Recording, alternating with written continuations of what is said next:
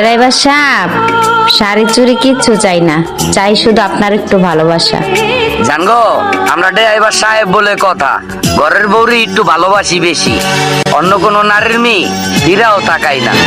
যেখানেই যাও সাথী করে